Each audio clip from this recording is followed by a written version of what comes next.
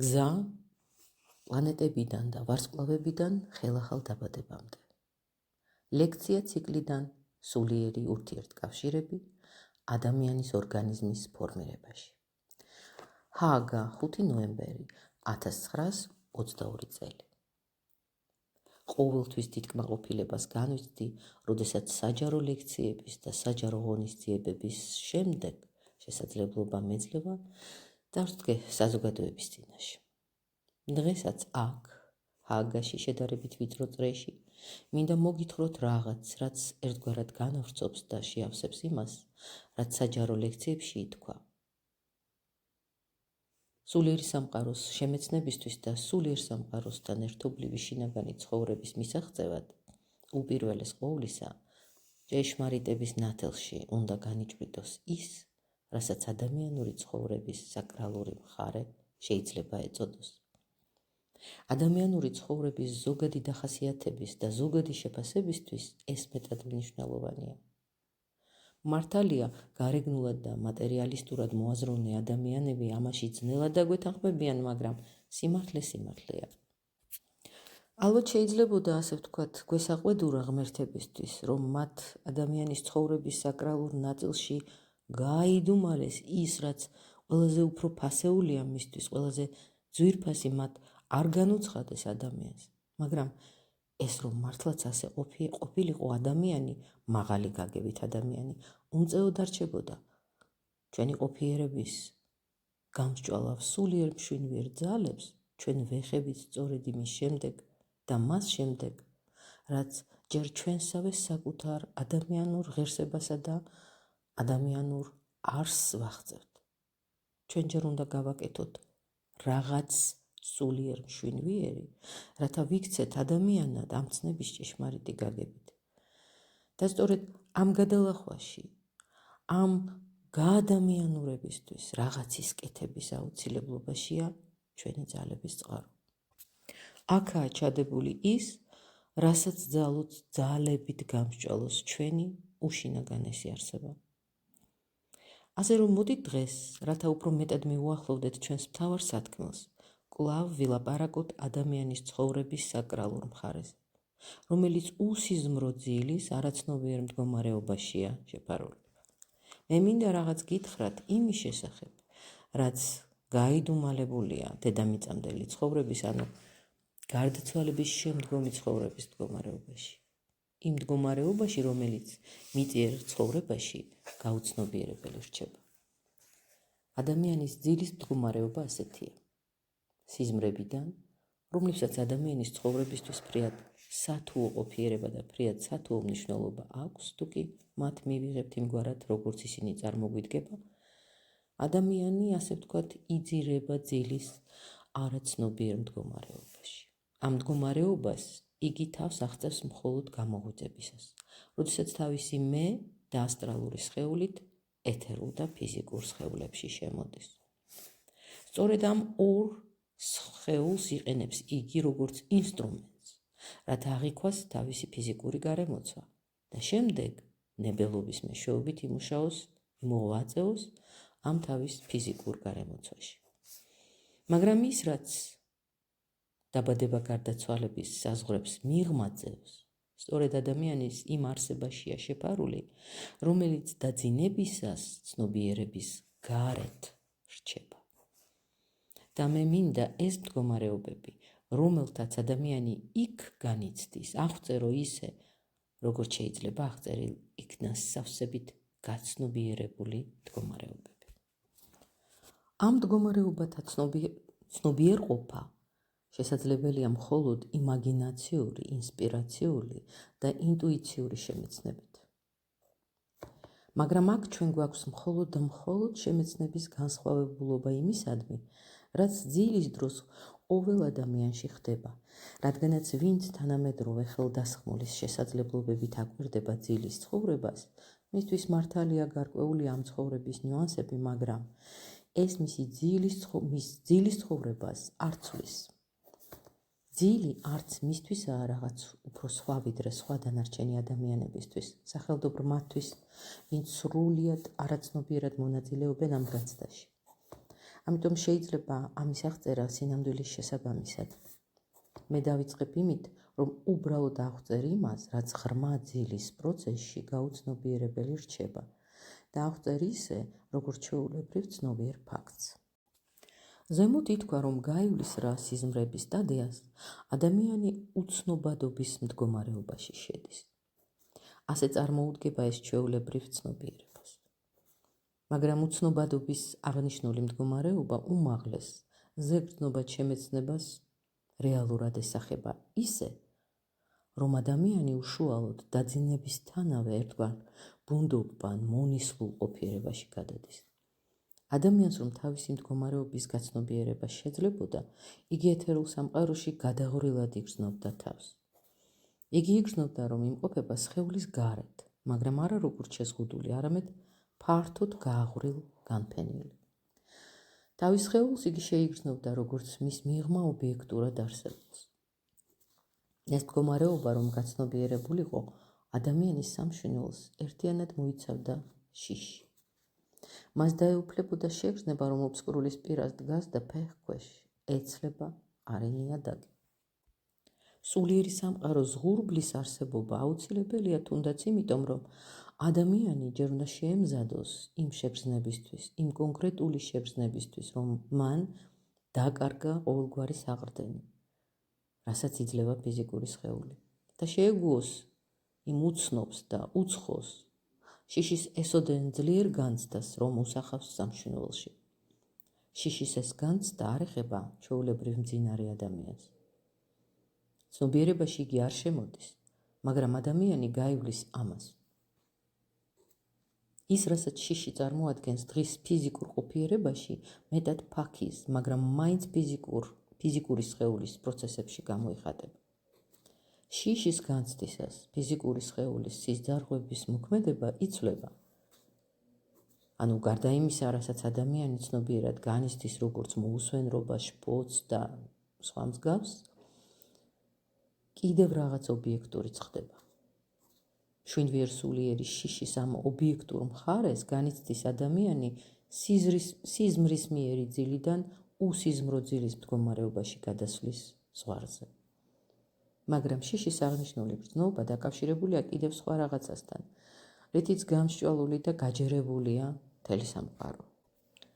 ადამიანს დაძინების პირველ წამებში, ზოგიერთებს პირველ საათებში, სრული ცნობიერება რომ შეენარჩუნებინა, იგი უწინარეს ყოვლისა იგრძნობდა ამ შიშს და ასევე სევდას ღვთაებრივისად. ის რომ ჩვენ დღის ცხადიერ ცხოვრებაში შეგვიძლია ვიყოთ რელიგიურად განწყობილი, არსებითად იმითაა განპირობებული, რომ დღის განწყობაზე ზემოქმედებს სწორედ ის შიშის გრძნობა და სევდა ღვთაებრივისადმი, რასაც ღამე განვიცდით. ეს არის ფიზიკურ ცხოვრებაზე ერთგვარად პროეცირებული სულიერი განცდა. იგი გვავსებს იმ შიშის გამოძახილით, რომელიც ჩვენში აღვიძებს სურვილს შევიმეცნოთ ქვეყნიერი სინამდვილე და ასევე გვავსებს იმ სევდის გამოძახილითაც, რომელსაც ძილის დროს ვატარებთ და დღის ცხოვრებაში რელიგიურ გრძნობებში გამოვხატავთ. მაგრამ ეს აღინიშნება მხოლოდ დაძინების შემდგომ პირველ სტადიაში. თუ კი ძილი გრძელდება, მაშინ ხდება რაღაც განსაკუთრებული. სამშვენიველი თითქოს დაიხლიჩება, თითქოს და მრავალ სამშვენივალად ნაწევრდება. ადამიანს ცნობიერად რომ განეცადა ეს მდგომარეობა, რომლის მთელი სისრულით ხილვა დღეს მხოლოდ ხელდასხმულს ხელეწიფება, მას საკუთარი არსება მრავალრიცხოვან სამშვენიველებად დანაწევრებული მოეჩვენებოდა და ეს მასში აღძრავდა განცდას, რომ მან დაკარგა საკუთარი თავი. ეს ცალკეული მშვენიერი არსნი, რომლებიც საკუთრივ სამშვენიველის ჩრდილოვანი ხატსახეებია, წარმოადგენენ რაღაც ისეთს, რაშიც ადამიანი თავს დაკარგულად გრძნობს. ძილის ამ სტადიაში ადამიანი იმის და მიხედვით გოლგოთას მისტერიამდელს ვიკვლევთ მას, თუ მის შემდგომს განსხვავებულად გამოიყურება. ამ ასე ვთქვათ მშვენიერ ხატსახეებად დაშლის მიმართებით ადამიანი გარე კოსმიურ დახმარებას საჭიროებს. წარსულში, გოლგოთას მისტერიის წინა პერიოდში, ხელდასხმულები თავისი მოწაფეების მეშვეობით ადამიანებს აწვდიდნენ ისეთ მითითებებს, რომლებიც დღის ცნობიერ ცხოვრებაში შესაბამის განცდებს ბადებდა მათში. ეს მითითებები, რომლებსაც ადამიანები საკულტო მოქმედებებში ახორციელებდნენ, იმდენად ამტკიცებდა და აძლიერებდა სამშვინველს, რომ მას შეეძლო ამ რელიგიური განწყობის შედეგები ერთგვარად შეესრულა და თან გაეყოლა ღამის ძილში. ასეთი გახლდათ ძილის და სიცხადის ურთიერთქმედება. ღვთაებრივისადმი სევდა, რასაც ადამიანი ძილის საწყის სტადიაზე განიცდიდა, მის დღის ცხოვრებაში ბადებდა რელიგიურ იმპულსებს. ყოველდღიურ ცხადიერ ცხოვრებაში რელიგიის განვითარება კი თავის მხრივ ზემოქმედებდა ძილის მეორე სტადიაზე. რელიგიური განწყობა სამშვინველს აძლიერებდა იმდენად, რომ იგი უძლევდა ზემოხსენებულ დანაწევრებას. ყოველ შემთხვევაში მას ყოფნიდა ძალა არ დაკარგულიყო ამ სიმრავლეში. ცხადი არარელიგიური ადამიანები გარკვეულ სირთულეებს განიცდიან, რადგანაც ვერ იღებენ ზემოხსენებული მშვინიერი დანაწევრების წინააღმდგომ ღამის დახმარებას, რის გამოც მათ დღის ცხოვრებაში რელიგიურად განუმტკიცებელი შემოაქვთ თავისი განცდები. რამე თუ ყველაფერი, რაც ღამით განიცდება, დღის ცხოვრებაში გადადის და იქ რეზონირებს. ცრუ რელიგიურობას და ათეიზმს არასდროს შეუსრულებია ისეთი დიდი როლი, როგორც ბოლო მე-19 საუკუნეში.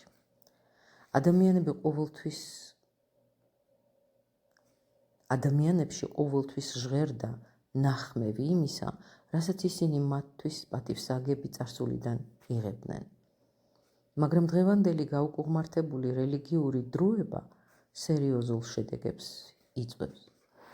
ძილის მდგომარეობიდან ადამიანებს დღის ცხოვრებაში გადააქვთ მშვინვიერი ყოფიერების ღამეული რღვევის გახანგრძლივებული მოქმედება და ეს ხელს უწყობს იმას, რომ დღის ცხოვრებაში ადამიანს აღარ გააჩნია მაკავშირებელი ძალები, რათა მართებულად გადაანაწილოს თავის ორგანიზმში მასაზრდოებელ საშუალებათა მოქმედება. ასე რომ რელიგიურობის უქონლობა მომავლის ადამიანებში სერიოზული დაავადებების სახით გამოვლინდება. შეცდომაა იმის ფიქრი, რომ სულიერ მშვინვიერს არავითარი კავშირი არ აქვს ფიზიკურთან. ეს კავშირი ისეთი არ გახლავთ, რომ ის, რაც დღეს რელიგიურობის უქონლობით განვითარდა, ავადმყოფობის დემონურ ღვთაებათა მიერ დაუყოვნებლივ იქნას დასჯილი. ყოფიერება ასეთი ზედაპირულობით როდი იზღუდება, მაგრამ მაინც არსებობს შინაგანი კავშირი ადამიანის სულიერ მშვინვიერ ქმედებასა და მის ფიზიკურ მდგომარეობას შორის. რათა დღის ცხადიერ მდგომარეობაში თავი ჯანმრთელად იგრძნოს, ამისთვის ადამიანმა ძილის ცხოვრებაში უნდა შეიტანოს თანაერთობის გრძნობა იმ ღვთაებრივ სულიერ არსებებთან, რომელთა სამყაროშიც იგი ყოველღამ ძილის დროს თავის მარადიულ არსობრივ ბირთვს ძირავს. მარადიულ არსობრივ ბირთვს ძირავს. ესე იგი თანაერთობის გრძნობა იმ ღვთაებრივ სულიერ არსებებთან, რომელთა სამყაროშიც ჩვენ ყოველღამ ჩვენს მარადიულ არსობრივ ბირთვს ძირავთ. დღის ცხადიერი მდგომარეობისთვის აუცილებელია სულიერ მშვინვიერი გამაჯანსაღებელი ძალები, უფრო სწორედ აუცილებელი სულიერ მშვინვიერი გამაჯანსაღებელი ძალები ადამიანს შეუძლია მოაწვდინოს მხოლოდ სულიერ მშვინვიერი სამყაროსადმი თავისი სწორი მიმართებიდან დაძინებასა და გამოღვიძებას შორის. ძილის ამ მეორე სტადიაში ადამიანს თავისი ჩვეულებრივი ფიზიკური ცნობიერების ნაცვლად უპირატესად აქვს არა კოსმიური ცნობიერება, არამედ კოსმიური განცდა. როგორც ითქვა, ეს კოსმიური განცდა ცნობიერია მხოლოდ ხელდასხმულთათვის, მაგრამ ღამით დაძინებიდან გამოღვიძებამდე ამას ყოველი ადამიანი განიცდის. ძილის მეორე სტადიაში ადამიანის სასიცოცხლო მდგომარეობა ისეთია, რომ იგი შინაგანად იმეორებს ჩვენი მზის სისტემის მოძრაობას. დღის მანძილზე ჩვენს თავს ფიზიკურ სხეულში შევიგრძნობთ.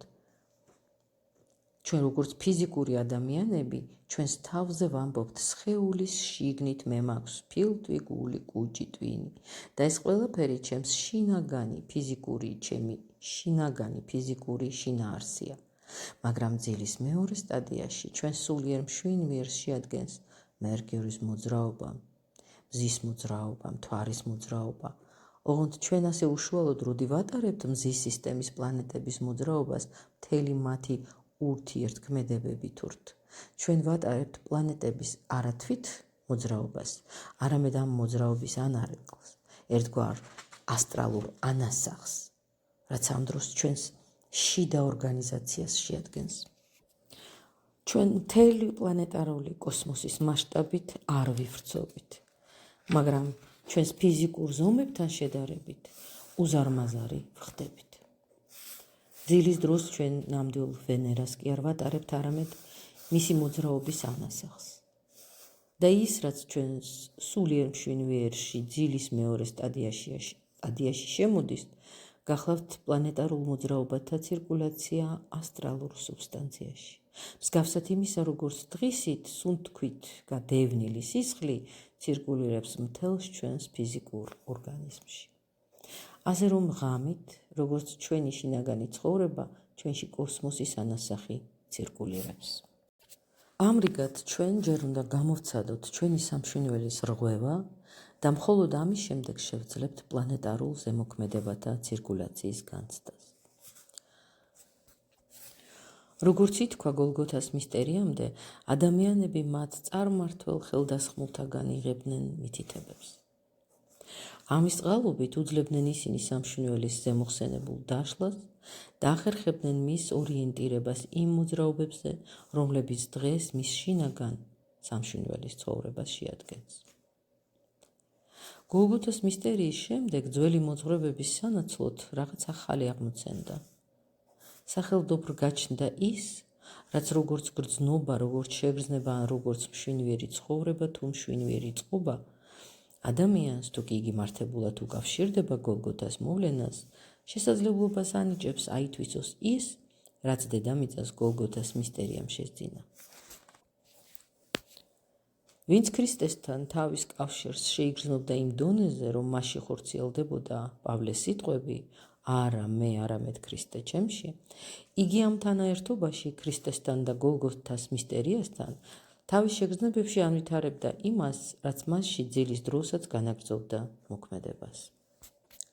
ამით იგი სამშვენიერის დაშლის წინააღმდგომ ძალას და პლანეტარული ორბიტების ლაბირინთში, რომელიც ახლა უკვე მასში იყო, დაკვალიანების უნარს იძენდა. რამე თუ ჩვენ ყველა შემთხვევაში გვესაჭიროება სწორი ორიენტაცია, მაშინაც კი, როდესაც ამას ყველაფერს ჩვენ შიგნით არაცნობიერად ვატარებთ. კონკრეტულად ეს გახლავთ ის, რომ სამშვენიერისთვის პლანეტების ცირკულაციები იგივეა, რაც ორგანიზმისთვის სისხლის მიმოქცევა და ეს პროცესი ღამითაც მიტოვებულ ფიზიკურ სხეულშიც გრძელდება. შემდეგ, როდესაც ამ განცდასაც გავივლით, ჩვენი ძილის მესამე სტადიაში შევალთ. მესამე სტადიაში კვლავ რჩება ყოველივე წინახსენებული, ანუ რაც პირველ და მეორე სტადიაში იყო და ამას ყველაფერს ემატება ახალი განცდები, რასაც მე ვუწოდებდი ვარსკვლავეთის ზეცის განცდას. პლანეტარული ანარეკლების ცირკულაციის განცდის შემდეგ ჩვენ მართლაც განვიცდით ვარსკვლავთ ფორმირებების ხატსახეებს. იმას, რასაც წარსულში ზოდიაქურ თანავარსკვლავედებს ან ზოდიაქურ ხატსახეებს უწოდებდნენ. ეს განცდა აუცილებელი ადამიანის მშვენიერი ბუნებისთვის, რადგანაც ვარსკვლავეთის ამგვარი განცდის გამოძახილი მან თავის დღის ცხადიერ ცხოვრებაში უნდა შემოიტანოს, რათა სამშვენიველმა იქონიოს იმის ძალა, რომ ნებისმიერ მომენტში დაეუფლოს თავის ფიზიკურ ორგანიზმს და გამოაცოცხლოს იგი.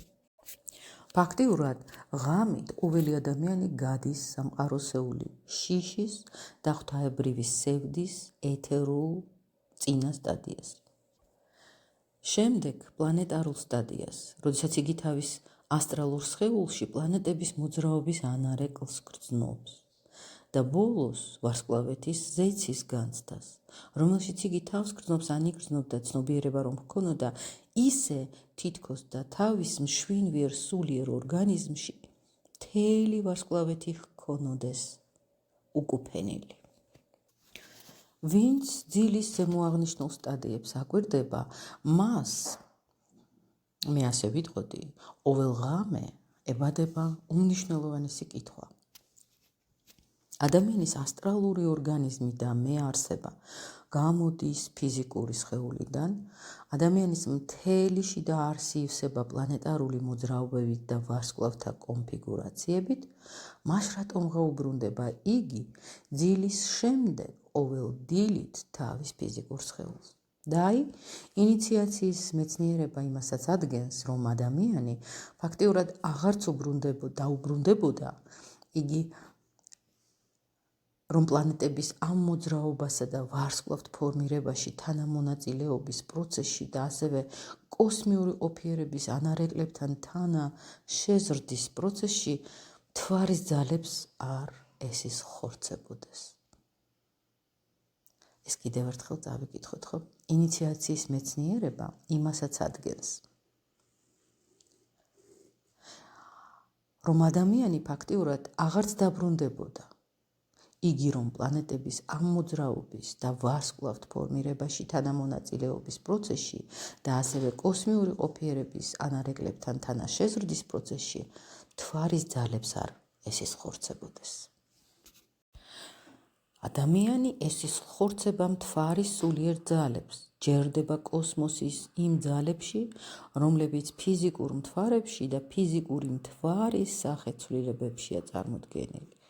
თუ კი სხვა დანარჩენი პლანეტების და ვარსკვლავების ძალებს ადამიანი ფიზიკური სხეულიდან ამოჰყავთ, მთვარის ძალები გამოღვიძებისას მას გამუდმებით აბრუნებენ ფიზიკურ სხეულში. საერთოდ მთვარე დაკავშირებულია იმასთან, რაც ადამიანს სულიერი ყოფიერებიდან ფიზიკური ყოფიერებისკენ მიმართავს. ეს ხდება ფიზიკური კონსტელაციებისგან დამოუკიდებლად, თუმცა მათ მაინც აქვთ გარკვეული მნიშვნელობა. ასე რომ სულერთია ახალია მთვარე, მზარდი თუ კლებადი, რადგან სულიერ სამყაროში ყოველთვის არსებობენ მთვარის ძალები, რომლებიც ადამიანს ფიზიკურ სხეულში მის საკუთარ ფიზიკურ სხეულში აბრუნებენ. თქვენ ხედავთ, რომ მართალია მე ზოგადად მოვნიშნე ის, რასაც ადამიანი დაძინებიდან გამოღვიძებამდე განიცდის, მაგრამ ეს არის ადამიანის სულიერ სამყაროსეული ყოფიერების ერთგვარი ზოგადი ხატსახე. ეს მართლაც ასეა. არსებითად ჩვენ ყოველ ღამე, როგორც ხატსახეს განვიცდით იმას, რისი განცდაც შემდგომში გარდაცვალებიდან ხელახალ დაბადებამდე გვიწევს. როდესაც იმაგინაციის, ინსპირაციის და ინტუიციის მეშვეობით ჩვენს წინარე ყოფიერებაში ვიხედებით, უპირველეს ყოვლისა ვხედავთ ჩვენს თავს როგორც ადამიანის სულიერ მშვინვიერ არსს, ჩვენი დაბადებამდელი ყოფიერების ძალზე ადრეულ საწყის სტადიაში. ჩვენ ვხედავთ, რომ კოსმიური ცნობიერება გვაქვს. იქ არ არსებობს ისეთი მომენტი, როგორიცაა ძილის ცხოვრება, ანუ როდესაც ჩვენ კოსმიურის მხოლოდ ანარეკლს ვატარებთ თავში. ამ დროს ჩვენ რეალურად ვიღურებით მთელ რეალურ კოსმოსში. ხოლო მიახლოებით გარდაცვალების შემდგომი ცხოვრების შუა პერიოდიდან ჩვენ უკვე სრული შეგნებით შევიგრძნობთ ჩვენს თავს, როგორც სულიერ მშვინვიერ არსებას. ცხადია უფრო ნათელი ინტენსიური ცნობიერებით, ვიდრე მიწიერი ცნობიერება. ჩვენ გვგრძნობთ, რომ გარემოცული ვართ სულიერ მშვინვიერი არსებებით, ღვთაებრივ სულიერი იერარქიებით და როგორც დედამიწაზე ვმუშაობთ ბუნებრივ ძალებთან, როგორც იარაღად გვაქვს გარე ბუნებისმიერი საგნები, ასევე მუშაობა ჩაღდება ჩვენსა და უმაღლეს იერარქიათა არსებებს შორის. რა სამუშაოა ეს? ეს ის სამუშაოა, როდესაც სულიერ მშვინვიერი ადამიანი კოსმოსის აურაცხელ მაღალ სულიერ არსებებთან ერთად სულიერებაში ქსოვს თავისი მომავალი ფიზიკური სხეულის კოსმიურ სულიერ ჩანაცვლს. შესაძლოა უცნაურად გეჩვენოთ, მაგრამ ადამიანის ფიზიკური სხეული სულიერ ჩანასახთან ერთად მართლაც კოსმიურ სამყაროში იგზავნება. თანაც ეს უდიდესი, უმნიშვნელოვანესი სამუშაოა ყველა იმ სამუშაოთაგან, რაც კი საერთოდ მოიაზრება სამყაროში. და ამაზე მუშაობს არა მარტო სამშვინველი. მის ზემო აღწერილ მდგომარეობაში არამედ ადამიანის სამშვინველი ღვთაებრივ სულიერ არსებათა ერთიან გუნდთან ერთად. წარმოიდგინეთ ყველაზე რთული, რაც კი შეიძლება შეიქმნას აქ დედამიწაზე. და აღმოჩნდება, რომ იგი უმარტივესი, უპრიმიტიულესია იმ გრანდიოზული, დიდებული ტილოს პირისპირ, რომელიც იქ იქსოვება, შემდეგ მკვრივდება ჩასახვის მეშვეობით, იმსჭვალება მიწიერი მატერიით და ადამიანის სხეულად იქცევა.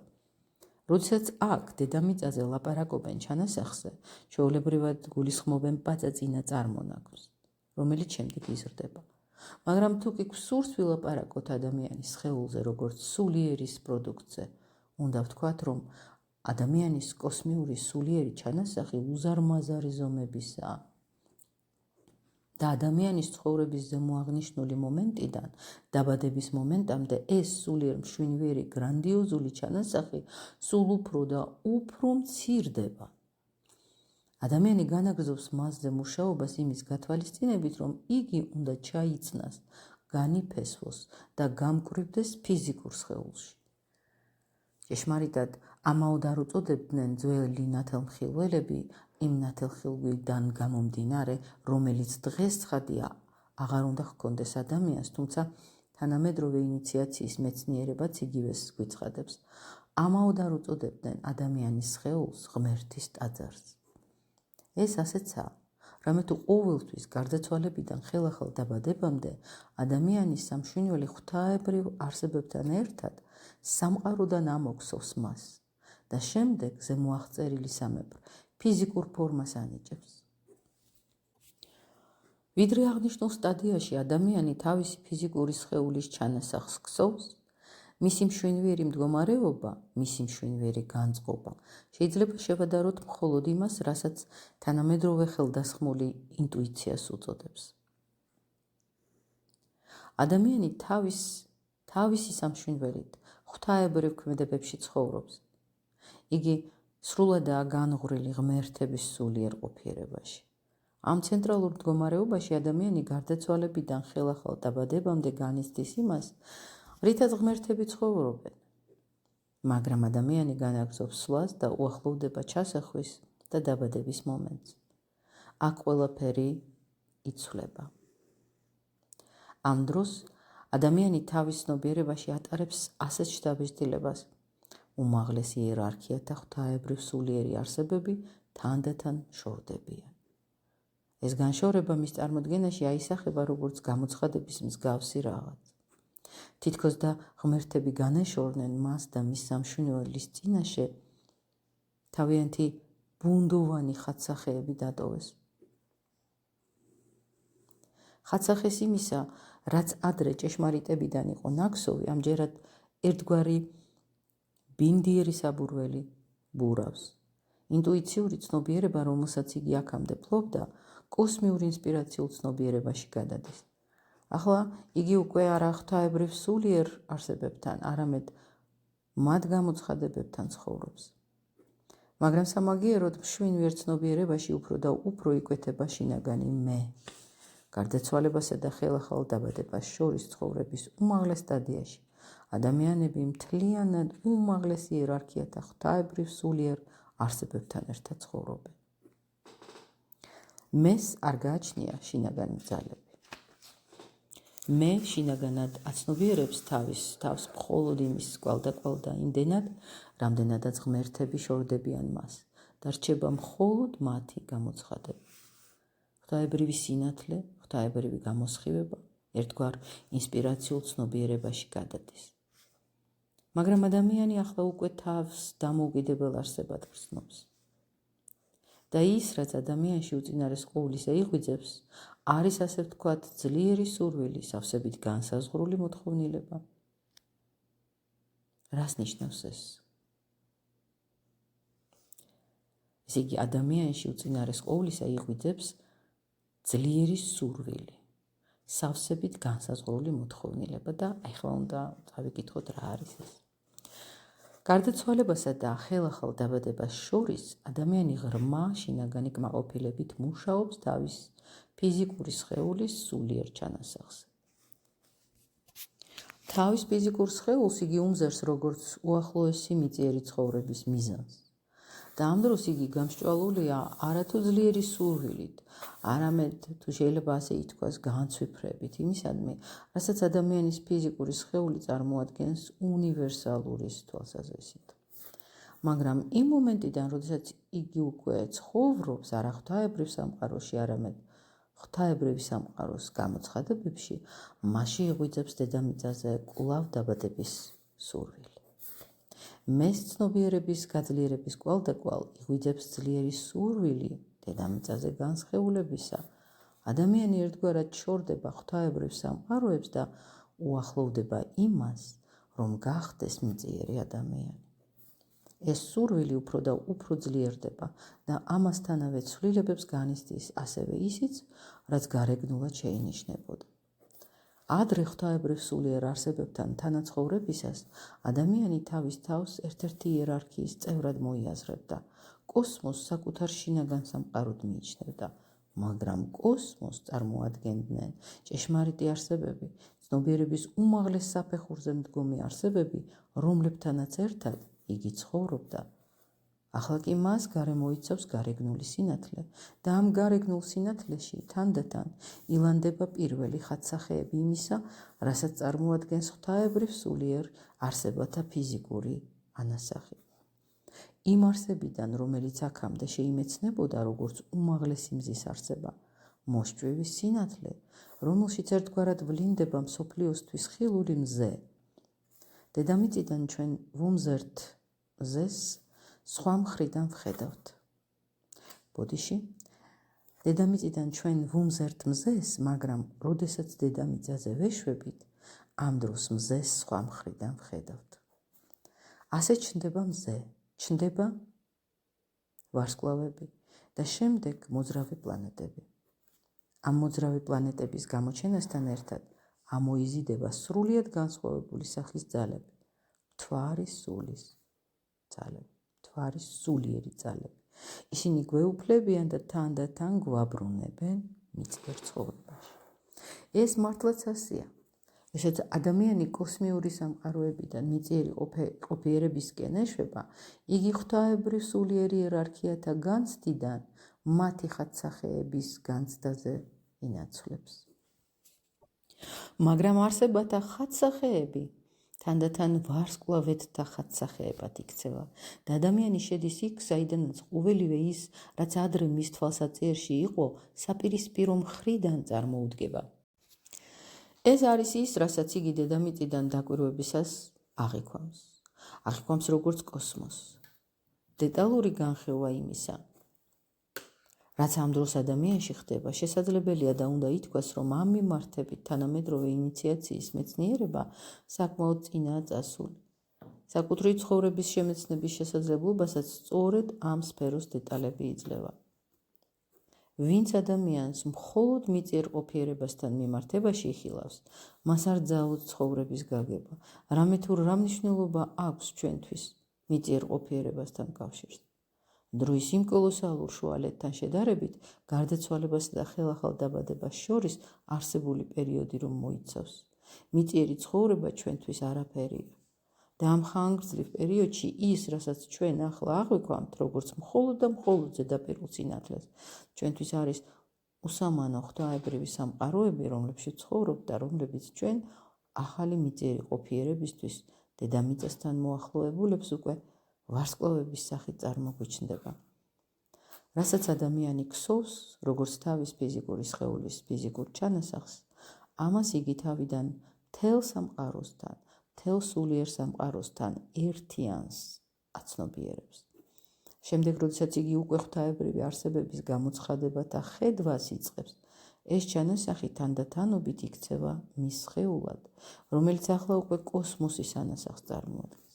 და ამ სხეულიდან უძლიერესი სურვილი მიწიერი ყოფიერების მეს საკუთარ სხეულში განცდის სურვილი მოდის. ამ სხეულში ბევრი რამ ჯერ არ არის ხელყოფილი მიწიერი ყოფიერებით. ეს ხომ სულიერი სხეულია. ასე მაგალითად დასაწყისში გარკვეულ სტადიაზე ამ სხეულისთვის ჯერ არ არის გადაწყვეტილი მისი მატარებელი ადამიანი ქალად დაიბადება თუ კაცად. ეს იმიტომ, რომ გარდაცვალებიდან ხელახალ დაბადებამდე მთელი დროის განმავლობაში სულ ბოლო სტადიის ჩათვლით სქესის საკითხს არავითარი მნიშვნელობა არ გააჩნია. იქ სულ სხვა ქალურ კაცურისგან სრულიად განსხვავებული მიმართებებია. არსებობს, რა თქმა უნდა, ისეთი მიმართებებიც, რომლებიც სულიერ ყოფიერებაში თამაშდება და დედამიწაზე აირეკლება. მაგრამ ის, რაც დედამიწაზე თავს იჩენს, როგორც ქალური და მამაკაცური, უშუალოდ დედამიწაზე დაშვების წინა ფაზაში იძენს მნიშვნელობას. აქ ჩვენ შეგვიძლია დეტალების სიზუსტით დავადგინოთ, რომ ადამიანი, რომელიც წინა კარმული კავშირების თანახმად მიიჩნევს, რომ მომავალ მიწიერ ყოფიერებას იგი უკეთესად გაივლის თუ კი ქალად დაიბადება, ასეთი ადამიანი მიწიერ ყოფიერებაში დაშვებისას, როდესაც მან თავისი თავი ფიზიკური ადამიანის ჩანასახს უნდა დაუკავშიროს, ირჩევს ისეთ დროს, რომელსაც დედამიწაზე ახასიათებენ როგორც სავსე მთვარიანობას. როდესაც დედამიწის რომელიმე კუთხიდან ვუმზერთ სავსე მთვარეს, ჩვენ განვიცდით დროს, რომელსაც დედამიწაზე დაშვებისას ირჩევენ არსებები, რომელთაც ქალად დაბადება სურთ. ასე რომ ადამიანი მიწიერ ყოფიერებაში მთვარის კარიბჭით შემოდის. ხოლო ძალა, რომელიც მამაკაცს ესაჭიროება მიწიერ ყოფიერებაში შემოსასვლელად, სამყაროში განღვრილია მაშინ, როდესაც დედამიწისთვის ახალი მთვარის ფაზა დგება. ძალას, რომელიც ქალს ესაჭიროება, მთვარე თავისი სავსეობის ჟამს ასხივებს. ამ დროს მისი განათებული ნაწილი დედამიწისკენაა მიქცეული, ხოლო მისი ჩაბნელებული ნაწილი კოსმოსს უყურებს და სწორედ ამ ძალას, რომელსაც მთვარე სამყაროში თავისი ჩაბნელებული ნაწილით გზავნის, ამ ძალას საჭიროებს ადამიანის არსება, რომელიც ქალად უნდა დაიბადოს. ამ დროს მისი განათებული ნაწილი დედამიწისკენაა მიქცეული, ხოლო მისი ჩაბნელებული ნაწილი კოსმოსს უყურებს და სწორედ ამ ძალას, რომელსაც მთვარე სამყაროში თავისი ჩაბნელებული ნაწილით გზავნის, ამ ძალას საჭიროებს ადამიანის არსება, რომელიც ქალად უნდა დაიბადოს. ზემოთქმული ცხადყოფს, რომ წარსულის ასტროლოგიური აზროვნება სადღეისოდ სრულიად დეგრადირებული ჩვენი პოპულარული პრაქტიკოსი ასტრონომების წყალობით მყარ საფუძველზე იდგა. ჩვენ საგანთა დაკავშირების შინაგანი ხედვა უნდა შეგვეძლოს და ასევე ფიზიკური კონსტელაციების უბრალო მზერა და გამოთვლები არ კმარა. ფიზიკური შესატყვის სულიერზე დაკვირვებაა საჭირო. ამრიგად, ადამიანი თავისი ყოფიერების გარკვეულ სტადიაზე კოსმოსიდან ეშვება, სულიერის ამ კოსმოსიდან იგი ეთერულ კოსმოსში ჩამოდის. ახლა მე მთლიანად საკუთრივ ეთერულ კოსმოსზე ვლაპარაკობ. ამ დროს ვარსკვლავების ფიზიკური მხარე ნაკლებ საყურადღებოა. მეორე ხარისხოვანი ასევე მთვარის ფიზიკურობაც. არსებითი მომენტი, არსებითი წამი, როდესაც ადამიანი გადაწყვეტილებას იღებს და აშვას დედამიწაზე, როგორც უკვე მოგახსენეთ, მთვარის სტადიაზეა, მთვარის მიმართებებზეა დამოკიდებული. თანაც დედამიწაზე დაშვებისას ადამიანი ხშირად ექცევა სავსე მთვარის ან ახალი მთვარის გავლენის ქვეშ და ხდება ისე, რომ ადამიანი ახალი მთვარის ზემოქმედებას ეძლევა კაცად გაჩენის მიზნით და სავსე მთვარისას ქალად გაჩენის მიზნით. მაგრამ მაღლიდან დაშვება არ ხდება ასე ერთბაშად. ამ პროცესმა შესაძლოა კარგ ხანს გასტანოს. ადამიანი შესაძლოა დიდხანს იყოს ექსპონირებული და მაშინ მას კიდევ შეუძლია როგორღაც გადაწყვიტოს და ახალი მთვარის ზემოქმედებით მამაკაცად განსაზღვრულმა სავსე მთვარის ზემოქმედებაც მიიღოს. ამდენად დედამიწაზე დაშვებისას მას თავის განკარგულებაში აქვს ასევე მთვარის შემდგომი სვლა, მთვარის სავსეობის პერიოდი. იგი ისეთნაირად ივსება მთვარის ძალებით, რომ ეს ძალები მასზე ზემოქმედებენ არა ქალურ-კაცური თვისებების მხრივ, არამედ ძირითადად მოქმედებენ მისი თავის ორგანიზაციაზე და ასევე იმაზე, რაც მისი თავის ორგანიზაციას გარედან, კოსმოსიდან უკავშირდება. ეს მაშინ, როდესაც ყალიბდება კონსტელაცია, რომელზეც მე ვილაპარაკე. ამრიგად, თუკი ადამიანმა გადაწყვიტა ახალი მთვარის პერიოდის მეშვეობით კაცად დაბადება და ამასთან კვლავ განაგრძობს კოსმოსში ცხოვრებას და სავსე მთვარის ზემოქმედებებსაც ეძლევა, მაშინ იგი მთვარის ძალების გავლენით იღებს მაგალითად ყავისფერ თვალებს, შავ თმას. ასე რომ შეგვიძლია ვთქვათ იმის მიხედვით, თუ როგორ გაივლის ადამიანი მთვარის პერიოდს, ისაზღვრება არა მარტო სქესი, არამედ თმის და თვალის ფერიც. თუკი მაგალითად ადამიანი როგორც ქალი გაივლის სავსე მთვარეს და ამასთანავე ახალი მთვარის ზემოქმედებასაც მიიღებს, მას ცისფერი თვალები და ღია ფერის თმა ექნება. შესაძლოა გაზვიადებულადაც გეჩვენოთ, მაგრამ შვინვერსულიერის შემუშავება ჩვენს ფიზიკურ და ეთერულ ორგანიზმში განსაზღვრულია ჩვენივე კოსმიური განცდებით. ქერა დავიბადებით თუ შავგვრემანი თავიდანვე როდია ცნობილი. ჩვენი თმის ფერი ირკვევა მხოლოდ მთვარის ძალთა მოქმედების სფეროს გავლისას, როდესაც კოსმოსიდან მიწიერ ყოფიერებაში ვეშვებით. გარდა მთვარისა, რომელიც მიწიერი ყოფიერებისკენ წარგვმართავს, ჩვენ სხვა პლანეტებსაც გავივლით. ამ დროს მნიშვნელოვანია ის, თუ სახელდობ როგორ გავივლით მაგალითად სატურნს. შესაძლოა სატურნი გავიაროთ ისე, რომ მისმა ძალამ განსაკუთრებული კონსტელაციის გამო ლომის ზოდიაქურ ძალებთან ერთობლივი მოქმედოს. ხოლო თუკი სატურნის რეგიონს ლომის ზოდიაქუთი გაძლიერებულს გავივლით, მაშინ მოგვეცემა მშვენიერი ძალა, რა თქმა უნდა, წინა კარმით განპირობებული. გონივრულად შევხედოთ ცხოვრებისეულ გარემოებებს, არ დავეჩაგვრინოთ მათ. მაგრამ თუკი სატურნი, ვთქვათ, თხის რქის გავლენას განიცდის, მაშინ ჩვენ სუსტ ადამიანებად ვიბადებით და გარე ცხოვრების მიერ გარემოებებს ვერ ვუწევთ სათანადო წინააღმდეგობას. ამას ყველაფერს ჩვენში ვატარებთ და ასე ვამზადებთ კოსმოსიდან ჩვენს მიწიერ ყოფიერებას. რა თქმა უნდა, ყოველგვარი სირთულე შეიძლება გადაილახოს, ოღონდ შესაბამისი აზრდით და არა ისე, რომ მატერიალისტებთან შეხმატკბილებით ვილაპარაკოთ, რომ აი, ეს ხომ სრული აბსურდია, ამაზე ყურადღების შეჩერებაც არ ღირს, ასე შემდეგ. ჩვენ უნდა განვავითაროთ ეს ძალები, რეალურად განვავითაროთ ისინი. ამის წყალობით მომავლის კაცობრიობა კვლავ ისწავლის არა მარტო დაკვირვებას იმაზე, თუმცა დაკვირვების საწინააღმდეგო არაფერი მაქვს. არა მარტო დაკვირვებას იმაზე, თუ რამდენად ნოყიერ რძეს სვამს ბავშვი, რამდენად სრულფასოვნად იკვებება, არამედ კაცობრიობა ისწავლის დაკვირვებას კოსმოსის ძალებზე. ვთქვათ, სატურნის ძალები მოქმედებენ ადამიანში თუ იუპიტერის და რომელი ზოდიაქოსზე გავლენით. დაუშვათ ადამიანში აღმოვაჩინეთ, რომ იგი კარმულად ატარებს სატურნის ძალებს, რომლებიც მაგალითად თხის რქის ან მერწყულის არასასურველ გავლენებშია მოქცეული, რის გამოც ეს ადამიანი ცხოვრებისეულ სირთულეებთან შეხებისას მერყეობას ავლენს. ამ დროს თუკი გვსურს გავაძლიეროთ ეს ადამიანი, ჩვენ გულმოდგინეთ უნდა მოვიძიოთ მასში სხვა ძალები. ჩვენ მაგალითად უნდა მოვიკვლიოთ, რამდენად მნიშვნელოვნად აქვს გავლილი ამ ადამიანს იუპიტერის, მარსის, სხვა რომელიმე პლანეტის სფეროები და შევეცადოთ ეს ყოველთვის შესაძლებელია, ერთი მეორეთი გამოვასწოროთ და გავანიუტავოთ.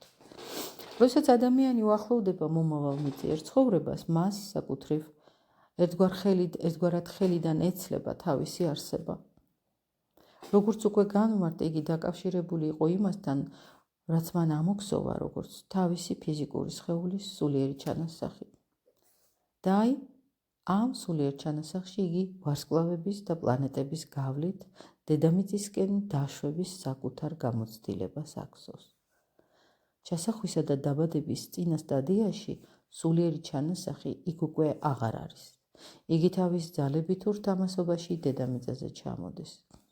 იგი სცილდება ადამიანს, სულიერ ადამიანს და დამოუკიდებლად უკავშირებს თავის თავს მიწიერ ფიზიკურ მემკვიდრეობით სუბსტანციას, რომელიც მას მისი წინაპრებიდან და მშობლებიდან ეძლევა. ის, რაც ჩაიქცევა ორგანიზმში, ადრევე ჩამოდის დედამიწაზე როგორც ადამიანი, როგორც თვით სულიერ მშვენიერი არსება. და როდესაც ადამიანი გრძნობს, რომ მან უკვე ჩადო მშობლებში ის, რაც თავადვე მოქცევა კოსმოსში, მაშინ ზემიძიერი ყოფიერების სულ ბოლო უკანასკნელ სტადიაზეა. რამდენადაც იგი უკვე აღარ მუშაობს თავის ფიზიკურ სხეულზე, რომელიც უკვე მზადაა და ჩაწნულია მემკვიდრეობით ნაკადში. მას უკვე ძალუც მოიზიდოს მსოფლიო ეთერიდან ის, რაც აუცილებელია მისი ეთერული ორგანიზმისთვის. ახლა იგი თავს უყრის თავის ეთერულ ორგანიზმში და ამ ორგანიზმიანად უკავშირდება იმას, რაც თვითონვე მოამზადა მშობლებთან ერთად. ადამიანს ეძლევა მისი ფიზიკური სხეული, რომელშიც მოზიდულია სულიერი ჩანასახის მთელი ეს კოსმიური ქსოვილი და ასევე ჩაწნულია ისიც, რასაც მან დედამიწისკენ დაშვების პროცესში ამა თუ იმ ვარსკვლავთ რეგიონის გავლისას დაუკავშირა თავისი თავი. იგი თვითნებურად როდი გაივლის ახალი მთვარის ან სავსე მთვარის ფაზას, ასევე მისნება სურვილზე არც მის ქალად თუ კაცად დაბადებაა დამოკიდებული და არც მისი თვალების ფერი. ყოველივე ამას შინაგანად აპირობებს მისი წინა კარმის შედეგები. აქედან გამომდინარე თქვენ ხედავთ, რომ ადამიანი, რომელსაც ძილის მდგომარეობაში მხოლოდ და მხოლოდ პლანეტარული სამყაროს ანარეკლის შინაგანი განცდა ხელეწიფება, გარდაცვალებიდან ხელახალ დაბადებამდე რეალურად გაივლის მთელ ამ სამყაროებს. იგი გაივლის მათ, ეს სამყაროები მის შინაგანად იქცევა. რაც შეეხება მთვარის ძალებს, ისინი ყოველთვის დედამიწაზე გვაბრუნებენ, რითაც არსებითად განსხვავდებიან ყველა სხვა ვარსკვლავთ ძალებისგან. ისინი გვაბრუნებენ დედამიწაზე ძილის მდგომარეობიდან, ასევე ისინი გვაბრუნებენ დედამიწაზე ხელახალი ცხოვრებისთვის, როდესაც ჩვენ ვასრულებთ ყოველივე იმას, რაც ზემოთ იქნა აღწერილი. მაგრამ მოდით ახლა ისიც განვიხილოთ, რაც დაძინებასა და გამოღვიძებას შორის ფიზიკური სხეულის გარეთ იმყოფება, ანუ ასტრალური ორგანიზაცია და მე. ისინი არ არიან შედგენილი ფიზიკური ძვლების და სისხლისაგან. ისინი სულიერ მშვენიერს წარმოადგენენ. მათში ჩაქსოვილია მთელი ჩვენი მორალური ღირსება. როგორც ფხიზელ მდგომარეობაში ჩვენ წარმოვადგენთ ძვლების, სისხლის, ნერვებისგან შემდგან არსებას, ასევე ის, რაც დაძინებისას ტოვებს ჩვენს ფიზიკურ სხეულს, ხოლო გამოღვიძებისას კვლავ გვიბრუნდება ჩვენივე საკუთარ მორალური ქმედებების რეალურად ქცეული შეფასებებისგან არის შემდგარი. თუ კი დღისით მე კეთილად ვმოქმედებ, ეს მოქმედება აღიბეჭდება ჩემი მძინარე სხეულის სულიერ მშვენიერ წიაღში, რომელიც ღამით გარეთ გამოდის, ტოვებს ფიზიკურ სხეულს. ამ სულიერ მშვენიერში ცხოვრობს ჩემი მორალური თვისებები. და როდესაც ადამიანი გაივლის სიკვდილის კარიბჭეს, ამ დროს ხდება მთელი მისი მორალური შეფასების სრული რეალიზაცია. ჭეშმარიტად დაბადებიდან გარდაცვალებამდე არსებულ პერიოდში ადამიანი თავის თავში მეორე ადამიანს ბადებს. ეს მეორე ადამიანი, რომელიც ყოველ ღამე დაძინებიდან გამოღვიძებამდე ტოვებს თავის სხეულს, პროდუქტია ჩვენივე საკუთარი მორალური თუ ამორალური ცხოვრების და სწორედ იგი გაივლის ჩვენთან ერთად სიკვდილის კარიბჭეს. ჩვენი მარადიული არსების ბირთვში ჩაბეჭდილი ეს პროდუქტი არ არის ერთადერთი. არ არის ერთადერთი, რასაც შეიცავს ჩვენი სულიერ მშვენიერი, რომელიც ღამით გამოდის ჩვენგან. გარდაცვალების შემდეგ ჩვენ ჯერ ეთერულ სხეულში ვიმყოფებით, შემდეგ ასტრალურში. და ამ დროს ჩვენ მართლაც ადამიანის მხოლოდ ამ მორალურ არსს ვხედავთ. აქ ჩანს კარგი იყო ადამიანი თუ ცუდი. როგორც დედამიწაზე ვართ კანის, ნერვების, სისხლის და ძლებისგან შემდგარი არსება, ასევე იქ ხილული ხდება ის, რაც ადამიანში იყო მორალური და რაც იყო ამორალური. ამის შემდეგ, გარდაცვალების შემდგომ ცხოვრებაში, ადამიანი გაივლის ჯერ მთვარის სფეროს, შემდეგ ვარსკვლავების სფეროს, იმ მომენტამდე, როდესაც უმაღლესი იერარქიათა არსებებთან ერთად მის მომავალ ფიზიკურ სხეულზე მუშაობა იწყება. მაგრამ ადამიანის ამ ზემოხსენებულ მორალურ შინაარსს თუ შევიდანთ ზესამყაროებში, სადაც ადამიანის მომავალი ორგანიზმი მის სულიერ ჩანასახში უნდა და ჩაიწნას, ეს ფიზიკური ორგანიზმი უბრალოდ უკუიგდება. გარდაცვალებიდან ხელახალ დაბადებამდე ადამიანი რაღაც დროით ამოგდებული უნდა იქნას თავისი მორალური თვისებებიდან. დიახ, ადამიანი თავის მორალურ თვისებებს მთვარის სფეროში ტოვებს. მთვარის სფეროდან გამოსვლისას ჩვენ ჩვენს მორალურსა თუ ამორალურს ტოვებთ და შევდივართ ღმერთების წმინდა სფეროში, სადაც შეგვიძლია ვგსოვოთ ჩვენი მომავალი ფიზიკური სხეული. ახლა კვლავ მინდა დავუბრუნდე სხვაობას გოლგოთას მისტერიის დროის წარსულსა და მის შემდგომ პერიოდს შორის. წარსულის ხელდასხმულები თავიანთი მოწაფეების მეშვეობით ასეთ ცნობას აწვდიდნენ მთელ ცივილიზებულ კაცობრიობას, რათა მშვენიერი სამყაროდან გადავიდეს სულის სამკვიდრებელში, ადამიანმა აქ დედამიწაზე უნდა გაითავისოს ის გრძნობები, რომელთა მეშვეობითაც მზის სულიერი არსება წარმართავს მას. შემდგომ იმისა, რაც იგი მთვარის სფეროში თავისი მორალური ქმედებების მთელ ბაგაჟს დატოვებს. საქმე ის გახლავთ, რომ ყველაფერი, რასაც ისტორია მოგვითხრობს ქრისტიანობის პირველი 3 საუკუნის შესახებ და ასევე მეოთხე საუკუნის შესახებაც წმინდა წყლის ფალსიფიკაცია. რამე თუ იმდროინდელი ქრისტიანობა სულ სხვაგვარი იყო, მასში ჯერ კიდევ დომინირებდა ის მსოფლახქმა, რომლის ძირები წარსულის ინიციაციის მეცნიერებაში იყო განფესვილი. ამ ინიციაციის სიბრძნიდან გამომდინარე იცოდნენ, რომ ადამიანი მთვარის სფეროდან, სადაც იგი თავის მორალურ ბაგაჟს ტოვებს, გარდაცვალების შემდგომ ცხოვრებაში გახყავს ძალზე მაღალ მზის არსებას და უკან დაბრუნებისას კვლავ მასვე შემოჰყავს მთვარის სფეროში. ამის შედეგად ადამიანი იძენს ძალას, რომელიც მას ასე თავისთავად არ მიეცემოდა, დაბადებამდე გარკვეულ მომენტში კვლავ შეინაწევროს ეს მორალური ადამიანი. მორალური ადამიანის ცნებაში აქ მოიაზრება ადამიანის მთელი მორალური შინაარსი, ანუ როგორც დადებითი, ისე უარყოფითი. რათა დედამიწაზე თავის სამშინველში საკუთარი ბედის რეალიზაცია შეძლოს. და ასევე რათა ამ მორალურმა ადამიანმა არ შეაღწიოს ფიზიკურ სხეულში, რაც უეჭველად გამოიწვევს იმას, რომ ადამიანი მახინჯი და სხეულებრივად სრულიად ავადმყოფი დაიბადება. ამრიგად უკან დაბრუნებისას მთვარის სფეროში იგი კვლავ უნდა დავიუფლოთ და არ დაუშვათ მისი ფიზიკურ სხეულში შემოსვლა. ხელდასხმულები, რომლებიც გოლგოთას მისტერიიდან მესამე-მეოთხე საუკუნეებში ცხოვრობდნენ, ასე მიმართავდნენ თავიანთ მოწაფეებს. მაღალი მზის არსება ადრე მხოლოდ მაღლა სულიერ სამყაროში ცხოვრობდა, მაგრამ კაცობრიობის განვითარებასთან ერთად დედამიწაზე მე შეგნება იმდენად გამკვეთრდა, რომ ერთიანად დაჩრდილა სულიერი სამყარო.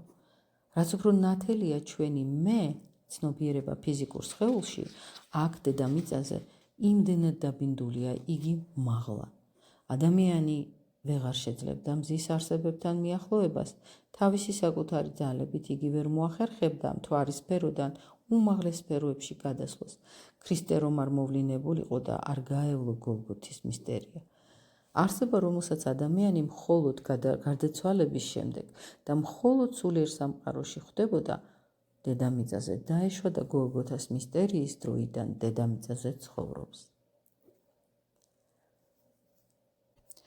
პავლეს სიტყვების თანახმად, არა მე, არამედ ქრისტე ჩემში, ადამიანი ძალუძს გარკვეული მიმართება დაამყაროს მასთან. ამის წყალობით ადამიანი დედამიწიდან იღებს მთვარის სფეროში დატოვოს თავისი დედამიწიდან იღებს ძალებს, რომლებსაც მას აქ დედამიწაზე აძლევს ქრისტე, რათა მან მთვარის სფეროში დატოვოს თავისი მორალური არსება, რომელსაც ადამიანი თავის თავში ბადებს, როგორც დამოუკიდებელ არსებას. ამის წყალობით ადამიანი დედამიწიდან იღებს ძალებს, რომლებსაც მას აქ დედამიწაზე აძლევს ქრისტე, რათა მან მთვარის სფეროში დატოვოს თავისი მორალური არსება, რომელსაც ადამიანი თავის თავში ბადებს, როგორც დამოუკიდებელ არსებას. გადავიდეს უმაღლეს სფეროებში და იქ დაიწყოს თავისი მომავალი ფიზიკური სხეულის სულიერ ჩანასახზე მუშაობა. მთვარის სფეროს გავლისას ადამიანს ეძლევა ძალა თავისი თავისუფალი არჩევანით დაიუფლოს თავისი კარმა, თავისი კეთილი თუ უკეთური ქმედებები. მათი შედეგები თურთ. ისტორიული განვითარების კვალდაკვალ ჩვენ თავისუფალი ადამიანები გავხდით. მაგრამ ეს თავისუფლება გვეძლევა იმდენად, რამდენადაც აქ დედამიწაზე მოპოვებული ქრისტეს ძალის შემწეობით თავისუფალი შინაგანი ძალიდან ვიუფლებთ ჩვენს კარმას მთვარის სფეროში დაშვების დროს. არა აქვს მნიშვნელობა მოგწოს ჩვენ ეს თუ არა დედამიწაზე ცხოვრებისას. ჩვენ ამას ვაკეთებთ თუ კი აქ დედამიწაზე ვხდებით ჭეშმარიტი ქრისტიანები იმ სტადიაში, რომელიც აქ იქნება აღწერილი.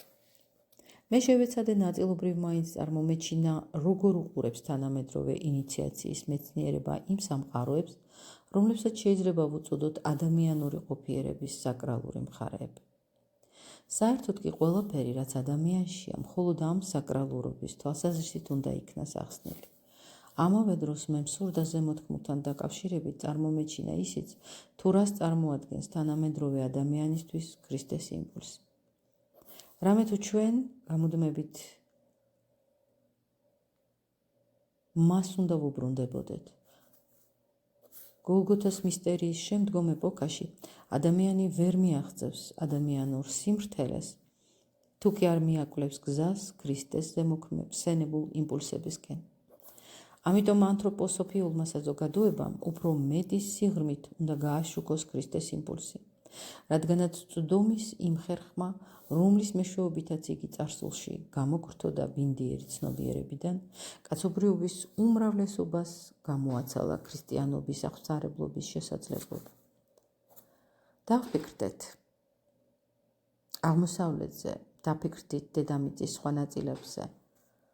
ანთროპოსოფიული სულის მეცნიერებით გაღრმავებული ქრისტიანობის აღქმა, თუ კი სულის მეცნიერების ნერვი მართებულად იქნა გაგებული, მთელის გზნებით სწორედ აღმოსავლეთ ძალუძს, რომელიც მართალია დეგრადირებული ფორმით, მაგრამ კვლავაც ატარებს წარსული სულიერებას. მხოლოდ ასე დამყარდება დედამიწაზე ის მშვიდობა, რომელიც ადამიანის სამშვენივრიდან და სულიდან უნდა დაიბადოს და რომელიც ამას ყველას მიუკერძოებლად მოაზროვნე ადამიანი გრძნობს. დღეს ესოდენ აუცილებელს. მეცაც გეტყვით, ადამიანები უნდა დარწმუნდნენ, რომ გარე ინსტიტუტებზე ყოველგვარი ფიქრი არსებითად აზრს მოკლებულია, ჩვენ მხოლოდ უშუალოდ სამშვენივრს უნდა მივმართოთ. მაგრამ სამშვენივრს ვერ მიმართავ, თუ კი ვერაფერს ეტყვი მას მის ნამდვილ სამშობლოზე, თუ კი ვერ ეტყვი მას, რომ ადამიანი ამ ყოფიერების მიღმა ცხოვრობს ცნობიერების იმ მდგომარეობაში, რაზეც დღეს ვილაპარაკეთ. და თუმცა ცნობიერების აღნიშნული მდგომარეობები მიწიური ცხოვრების დროს არ ფიქსირდება, ისინი მაინც მოქმედებენ, დიახ. ვისაც ესმის ცხოვრება, ის ყოველ ადამიანურ სახეში ხედავს უკუფენილობას კოსმიური ბედისა, რომელსაც ადამიანი გარდაცვალებიდან ხელახალ დაბადებამდე გადის. დღეს მე ახსენი თუ როგორ უნდა იქნას გაგებული ადამიანის ბედი კოსმოსთან მიმართებაში. ქალის ბედი იქნება ეს თუ კაცის, როგორ უნდა იქნას გაგებული თვალის ფერის, თმის ფერი, კოსმიურ ყოფიერებაზე დაკვირვებით. ამ ქვეყანაზე შეუძლებელია რაიმეს გაგება კოსმოსის ცხოვრებასთან მიმართების გარეშე. ადამიანი მხოლოდ მაშინ იგრძნობს თავს ადამიანად, როდესაც სულის ნამდვილი შემეცნებიდან გამომდინარე შეიტყობს, როგორია მისი კავშირი იმასთან, რაც გრძნობად ფიზიკურის მიღმა ძევს.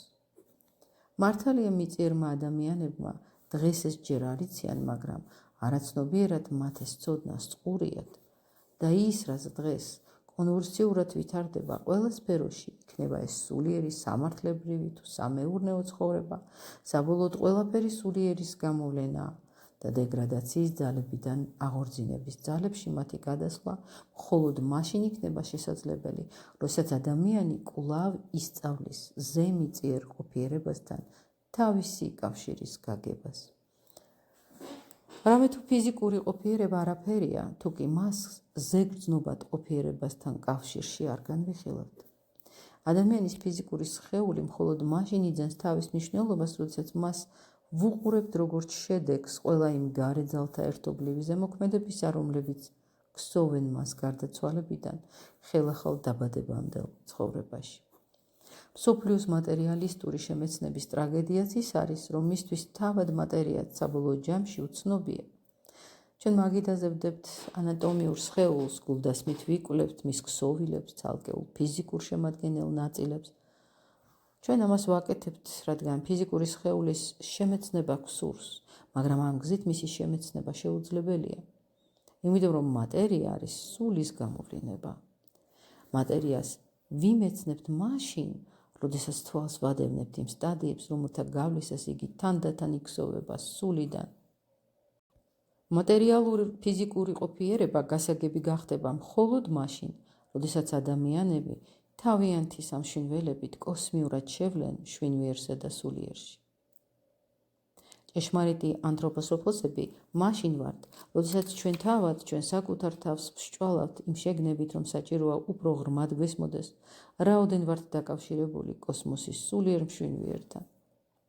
და მე ვფიქრობ, არ დამცინებთ თუ კი ვიტყვი, რომ დღეს მსოფლიოს ესაჭიროება ანთროპოსოფოსები, რომლებიც ხელშეუწყობენ კაცობრიობის აღმავლობას იმ შეგნებიდან გამომდინარე, რომელიც სულიერი განცდიდან იბადება. მაშინაც კი, როდესაც მას წვდებით, როგორც ანარეკლს, მაშინაც კი, როდესაც ჩვენ ჯერ ვერ ვფლობთ ნათელხილვას. რათა ნაყოფიერად ვიმოქმედოთ სულიერის სფეროში, ჩვენთვის დღეს ნათელხილვა არ არის აუცილებელი. როგორც ადამიანისთვის ზედმეტია იმის ცოდნა, თუ რისგან შედგება ხორცი, რომელსაც იგი მიირთმევს, ასევე არ არის აუცილებელი ნათელხილვა იმისთვის, რომ ადამიანმა თავისი გარჯით და რუდუნებით ზესამყაროთა ცხოვრებაში ითანამონაწილეოს. სულიერის გამოყენება ადამიანს ნათელხილვის გარეშეც ძალუძს და არსებითად ნათელხილვა მას არაფერს აძლევს, იმაზე მეც, რაც ჩვენ შეგვიძლია სამყაროზე ვთქვათ, სულის მეცნიერების მეშვეობით.